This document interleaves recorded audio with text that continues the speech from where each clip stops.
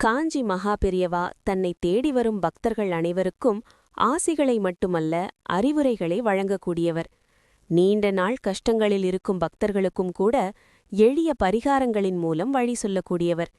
இதனால் மகா பெரியவாவை தரிசனம் செய்ய வரும் பக்தர்களை விட பிரச்சனைகளுக்கு தீர்வு கேட்டு வரும் பக்தர்களே அதிகமாக இருந்தனர்.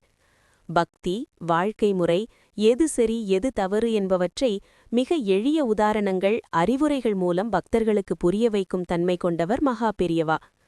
ஆன்மீகவாதியாக, மகானாக மட்டுமின்றி எளிய மனிதர்களுக்கும் எளிமையானவராக விளங்கியதாலேயே காஞ்சி மகா பெரியவாவை பலரும் தெய்வமாக போற்றி வணங்கி வருகின்றனர்.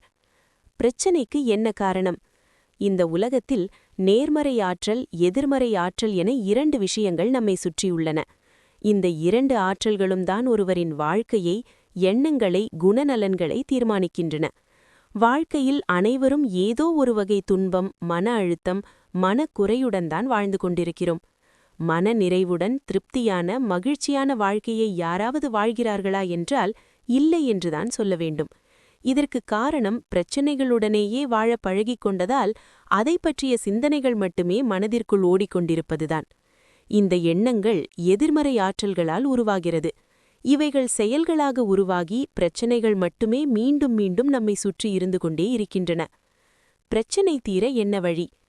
காஞ்சி மகா பெரியவாவை சந்தித்த பக்தர்கள் ஒருவர், சுவாமி, என்னை சுற்றி எப்போதும் ஏதாவது ஒரு பிரச்சனை இருந்து கொண்டே இருக்கிறது. இந்த பிரச்சனைகளிலிருந்து விடுபடுவதற்கு ஒரு வழி சொல்லுங்கள் என கேட்டார். இதற்கு பதிலளித்த மகா பெரியவா, எண்ணங்கள் தூய்மையாக இருந்தால் வாழ்க்கையும் தெளிந்த நீரோடை போல் அழகாக, அமைதியாக மாறும் என்றார். மகா பெரியவாவின் வார்த்தைகளுக்கு அர்த்தம் புரியாமல் விழித்துக் கொண்டிருந்த அந்த பக்தரிடம் பெரியவாவே விளக்கமும் சொல்லி வழியும் சொன்னார். அவர் கூறுகையில், நாம் தினமும் உணவில் சேர்க்கும் உப்பிற்கு எதிர்மறை சக்திகளை ஈர்க்கும் தன்மை உள்ளது. அதனால்தான் திருஷ்டி சுற்றுப்போதும் உப்பினை பயன்படுத்துகிறோம். பல கோவில்களில் பரிகாரமாக உப்பு வாங்கி வைக்கும் பழக்கம் பல காலமாக நடைமுறையிலிருந்து வருகிறது. காலையில் இதை மட்டும் செய்யுங்கள். கடலில் குளித்தால் பாவங்கள் துளையும் என சொல்வதற்கும், கடலில் கால் நனைக்க வேண்டும், கடல் நீரை தலையில் தெளித்துக் கொள்ள வேண்டும் என சொல்வதற்கும் காரணம் உள்ளது. தினமும் காலையில் எழுந்ததும் கிழக்கு நோக்கி அமர்ந்து மடியில் ஒரு வெள்ளை காகிதத்தை வைத்துக்கொண்டு 2 கைகளிலும் உப்பினை வைத்து கண்களை மூடி அமர வேண்டும். இப்போது பணப்பிரச்சனை இருக்கிறது என்றால் மனதிற்குள்ளாக, எனக்கு நிறைய பணம் வந்து கொண்டே இருக்கிறது, என்னுடைய பணப்பிரச்சனைகள் அனைத்தும் நீங்கிவிட்டது, இப்போது நான் சந்தோஷமாக நிம்மதியாக இருக்கிறேன் என நேர்மறை வார்த்தைகளை சொல்ல வேண்டும். நீண்ட நாட்களாக நோயால் அவதிப்படுகிறீர்கள் என்றால், எனக்கு உடலில் இப்போது என்ன பிரச்சனையும் இல்லை, நோய் முழுவதுமாக நீங்கிவிட்டது, நான் ஆரோக்கியமாக இருக்கிறேன் என சொல்ல வேண்டும். எல்லாமே மாறும். குடும்பத்தில் பிரச்சனை என்றால், எனது குடும்பத்தில் இருந்த பிரச்சனைகள் அனைத்தும் நீங்கிவிட்டது, குடும்பத்தில் இப்போது அமைதியும் மகிழ்ச்சியும் ஒற்றுமையும் நிலவுகிறது, வீட்டில் அனைவரும் நலமாக, சந்தோஷமாக, அன்பாக இருக்கிறோம் என நினைக்க வேண்டும்.